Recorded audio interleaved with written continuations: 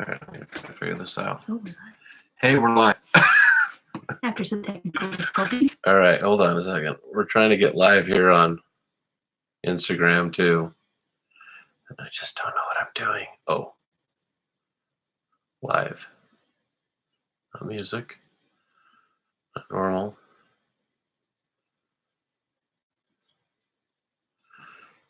All right, so that can go back a little bit. All right. So we're trying to be live on both formats here. So we've got Instagram over here for those people that may be on Instagram.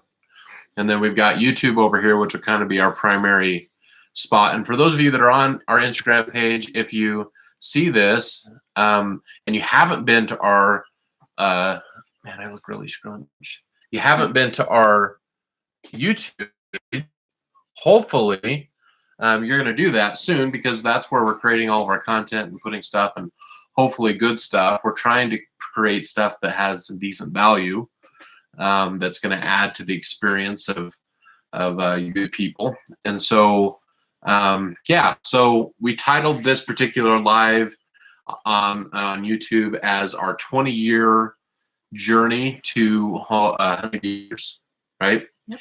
And the reason we did that is because we were at lunch the other day and we got talking. I mean, obviously we knew that it was our 20th anniversary coming up, our wedding anniversary, but we thought, you know what, it's been quite a journey getting up to this place where we're at now. And not that we're at the top of the mountain by any means, but getting to the place where we are now. And I think we kind of want to share. Well, we started talking about like the content that was going to be on there. So first of all, it was that we're going to create a cool video that we're going to release on our anniversary, which is in May. And what we want to do is kind of go to each of the houses we've lived in. I count this morning, we've lived in 9 different places.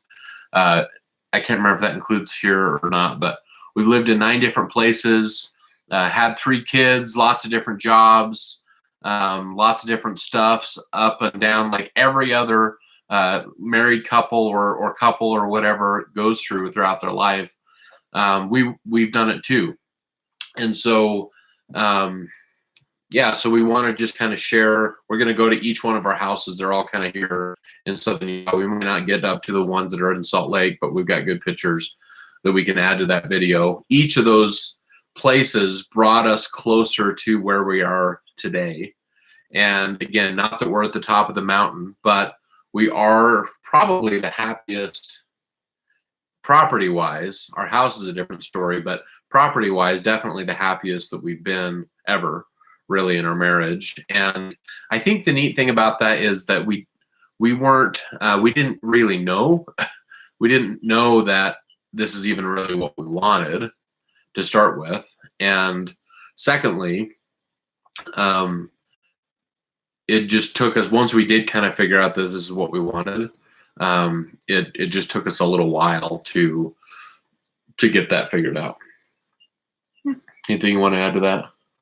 I think for me, I would add that I didn't grow up like this. I mean, I did kind of grow up a little bit in the country, and my parents would have a garden each year, but otherwise this was not something that was an aspiration for me for a lot of years. It's only been within the last 5 or 6 years that we have gotten, I don't know, maybe closer to 10 years, that we really have dialed in on what we want to be doing with our life. And this was a big, big part of it. Yeah.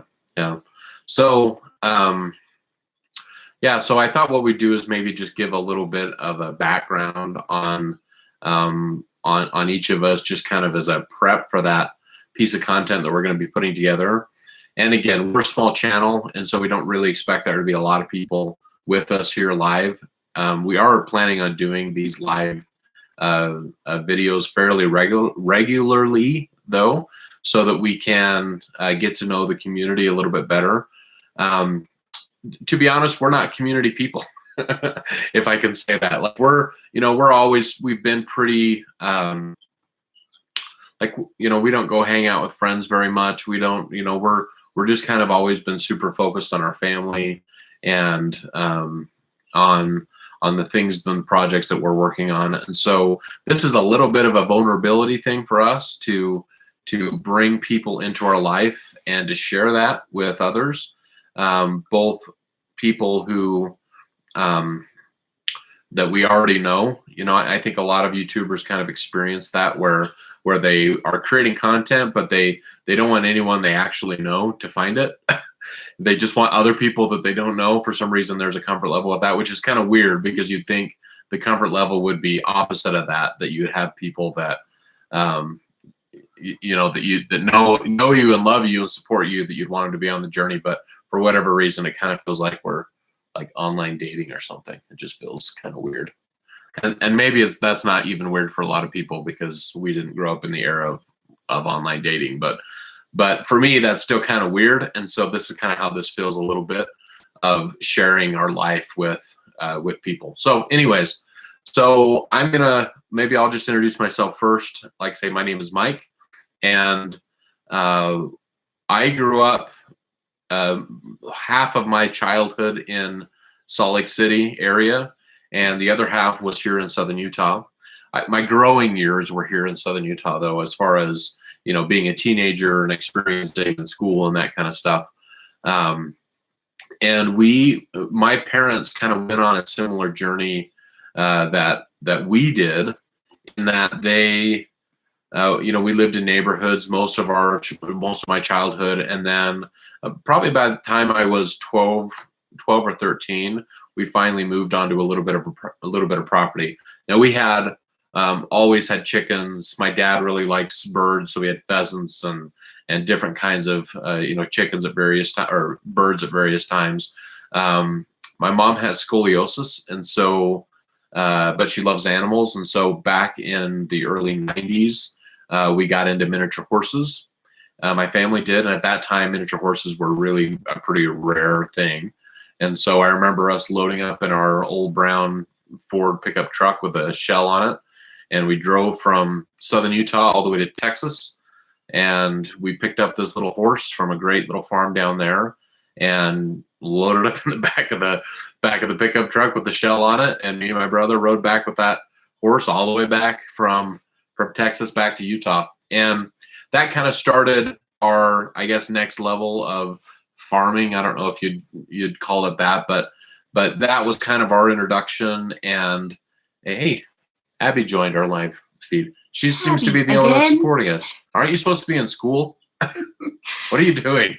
Anyways, so that kind of started our journey to, or at least my journey to having some experience. And to be honest with you, of all of my siblings, I was really least involved. I didn't do a lot of the feeding. I wasn't naturally good at the work, the hands-on work. And so I didn't do a lot of that kind of stuff. That was my brothers and my dad. My sister was even a lot more into that than I was.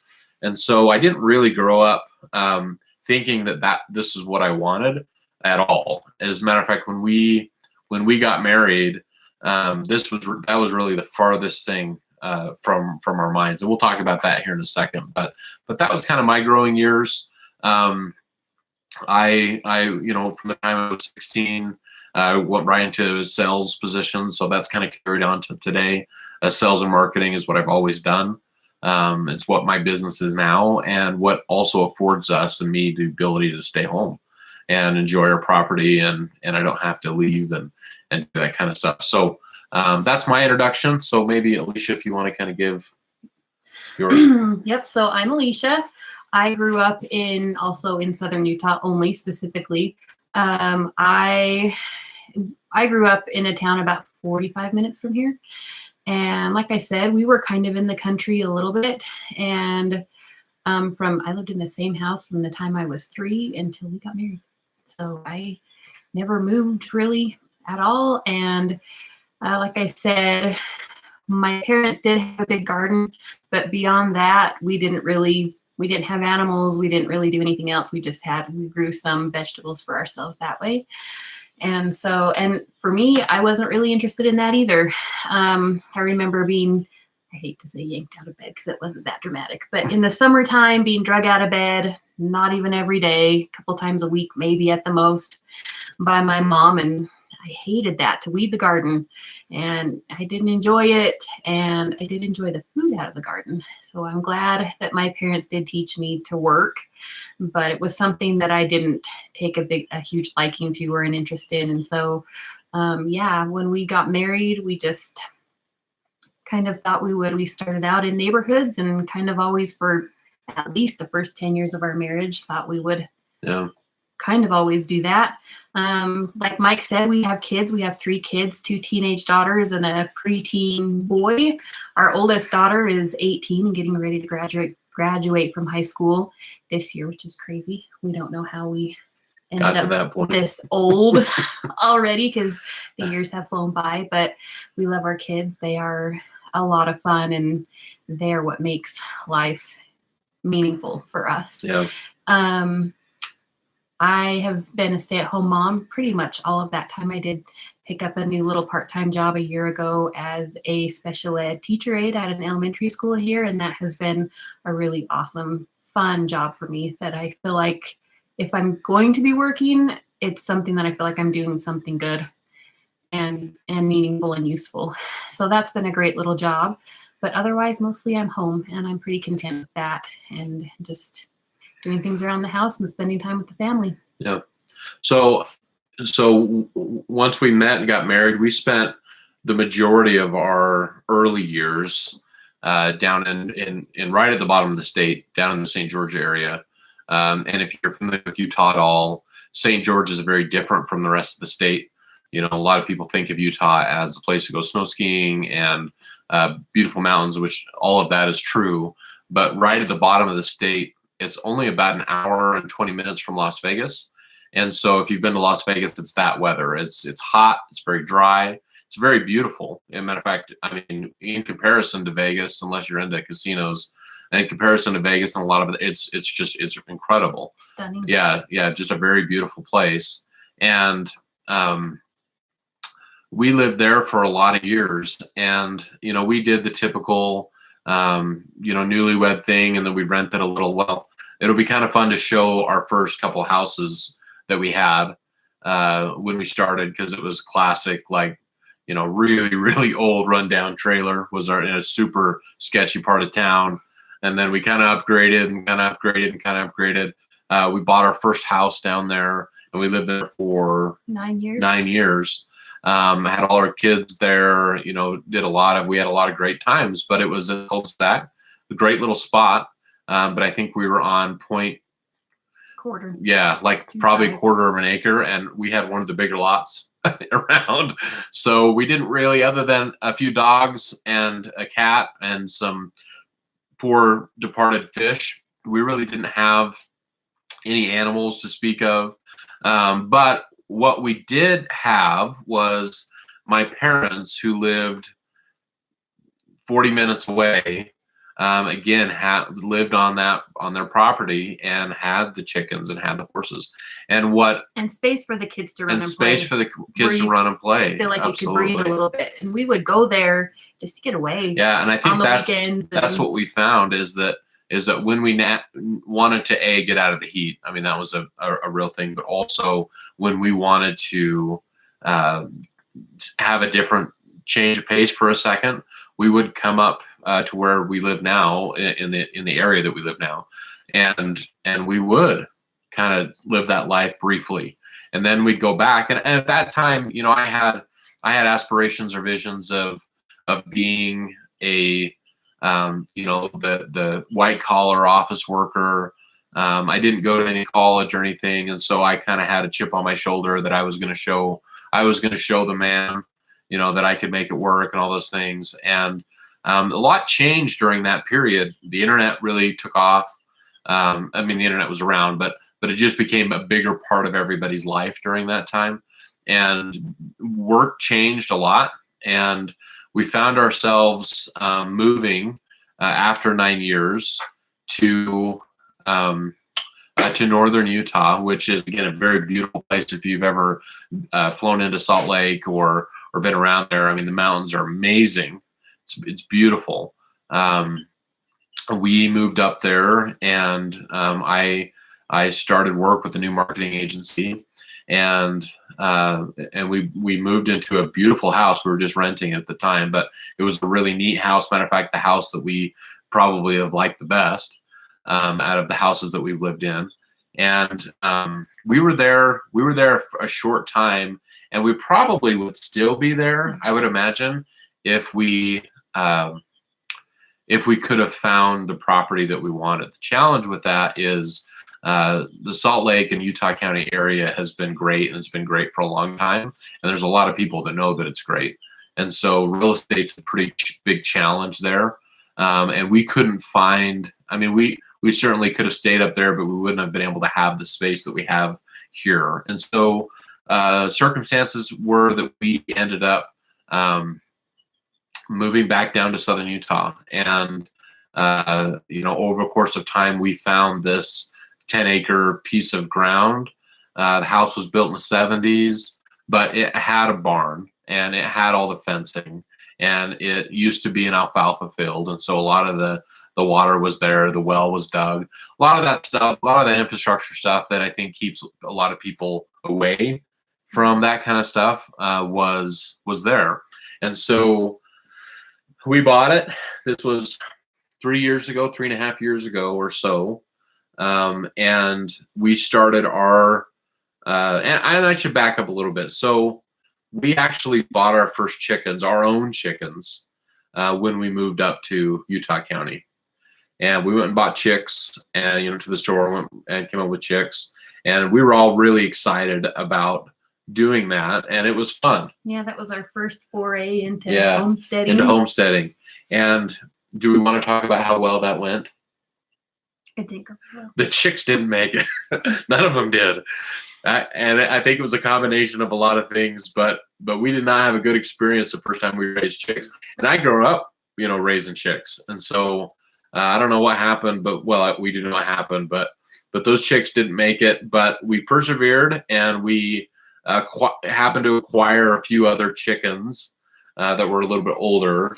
And they kind of started our addiction, I think, to that kind of stuff. And it was pretty quick that we realized that if we could swing it somehow, we wanted to be able to leave the life that we had thought that we wanted, and at least experience this. And we felt a lot of urgency because our kids were getting older, and we wanted our kids to experience some of the things that I was able to experience as a kid, in that you have property and animals and responsibilities and those kind of things. And I think you did to some degree as well. Mm-hmm. But our kids were getting older, so we wanted to really get a place that we could call our own and enjoy in that way. And so we came down here, we found this 10-acre piece of ground, we bought it. And then the question is, why do we call it Honeybee Acres? And I'm going to let Alicia tell that story. Yeah. Tell it nice and loud, because I don't think our microphone's really picking up a lot. Okay, so when we were looking at this house, we could tell on the outside kind of corner of the house that there was some bees, a good amount of bees hanging around, buzzing around the house. And so we thought, oh, there's got to be a beehive in there. We thought, oh, we'll just have a bee guy come and have them removed, and shouldn't be a big deal. And so I think it was the day before we officially closed on the house. Yeah, we hadn't even actually closed on the house or been given the final approval that we could, that the loan was funded or anything like that. Yeah, we had our bee guy come, and they started digging around kind of up in the eaves of the house where we could see those bees flying around, and they could not find the bees. They pulled off some of the siding and kind of dug into things, and those bees were really nowhere to be found up in there. Yeah. And so the bee guy, I don't know what led him to this, but eventually he started noticing for whatever reason that they would maybe be in the floors or the crawl space of the house. And so he on the same between area the floor of the house, joists, essentially. Mm-hmm. So above the crawl space, but beneath the floor and the floor joist. Yeah. So eventually that led to the master bedroom, which was just outside the master bedroom was where we would see the bees flying. So that led him to the master bedroom, pulling up the carpet, cutting a hole in the subfloor, and my goodness, was there a massive beehive in the floor of the master bedroom. And so it was pretty crazy. We have video. Yeah, so if you go to our YouTube channel, I think it might even be the very first, I think it is the very first video. So if you sort it by oldest first, you'll find a short clip of us pulling that beehive out. And the amazing thing was this hive was, the guy said it had to be at least 10 years old, if not older than that, because it was just had been built on and built on and built on. And there was just so many bees and so much hive and honeycomb. And yeah, it was incredible. And you have to watch that video because it's pretty crazy.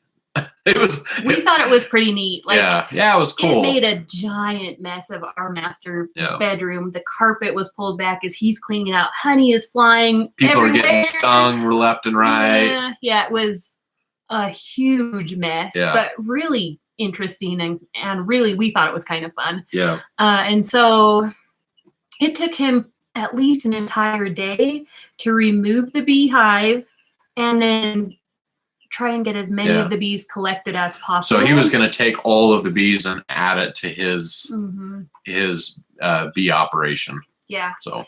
Yep. So when he finally left, it looked like a war zone.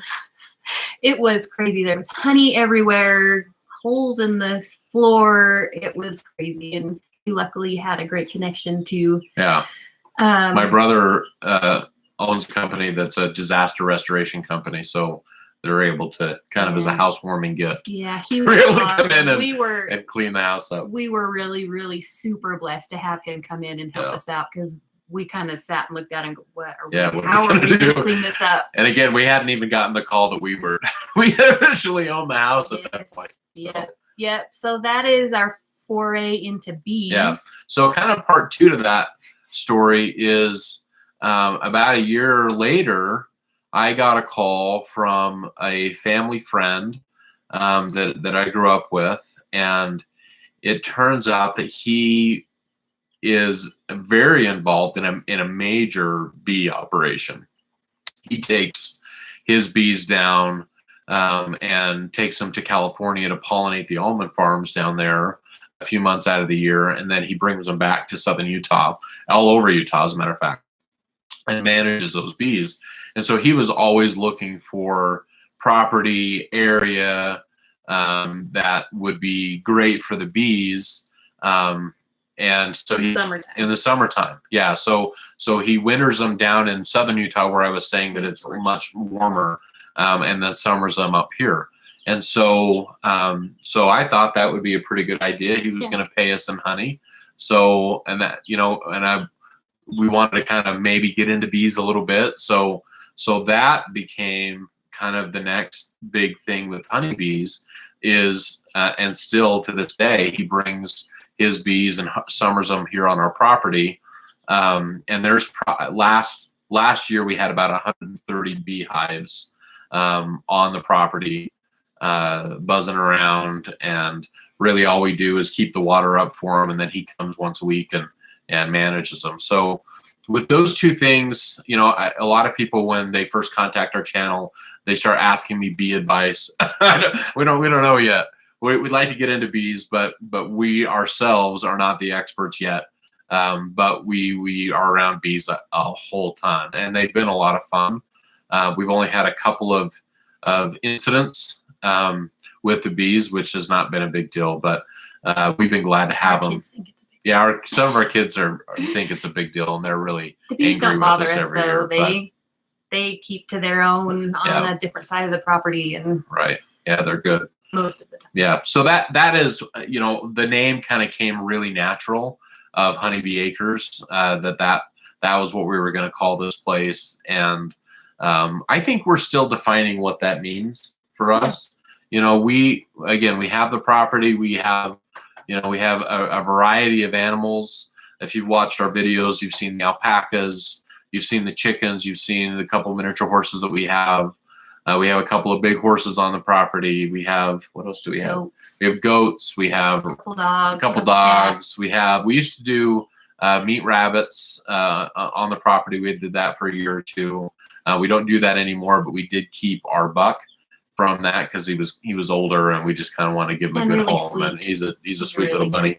So we still have a lot of animals on the property, and but again, I think we're still kind of figuring out who we are, what we want to accomplish. At this stage, I really don't have any interest in producing food for like a farmer's market or whatever. We're very interested in growing our gardening skills to produce for ourselves. We're probably going to add this year some pigs. We're going to add some meat chickens to help produce some of the meat needs that we have for our family. We'll add that to our experience. But beyond that, I think we're just kind of taking it a piece at a time. And one of the biggest and best benefits of living in an area like this is that you get to live away from everybody else, which again goes back to us not being community people, which we're trying to get better at that. But it's great to be able to have just real quiet solitude for the most part where we live, and we don't hear trains or cars or anything like that. There are a few barking dogs in a distance, but it's not bad. So we're really grateful for that. So that's kind of a summary of our story of how we ended up here. And again, I think the point that we're hoping to communicate is that some people get frustrated, I think, with, they want to get out of the city, or they want to, have property or animals, but they can't because of the circumstance. And that was us. That was totally for us. A few years. Yeah. We didn't know when this was going to come together. Or if it ever would, right? And that's the point we're trying to kind of convey, is that you do have to be patient. It took us nearly 20 years to get to the place where we feel like that we have a situation where we can do this. And who knows, 10 years from now, maybe we'll be on to something completely different. But at this stage, we're pretty doggone happy with where we're at. And when we do our video that we'll release in May, that shows all of our different houses, we'll kind of get into a little bit more of some of the ups and downs that we experienced during that time. But again, that's kind of our story, and we wanted to share it. Anything else that you want to share on the live? No, I don't think so. Okay. So like I say, we've been live here on Instagram as well as YouTube. If you're on either of those channels and you're not subscribed to the other one, we'd love to have you do that. We do some stuff on Instagram. We do most of our content, though, on YouTube. So I'd love to have you there. And we'll watch for our next video. I don't know how to end this kind of thing. So thanks for joining us. And we'll see you in our next video.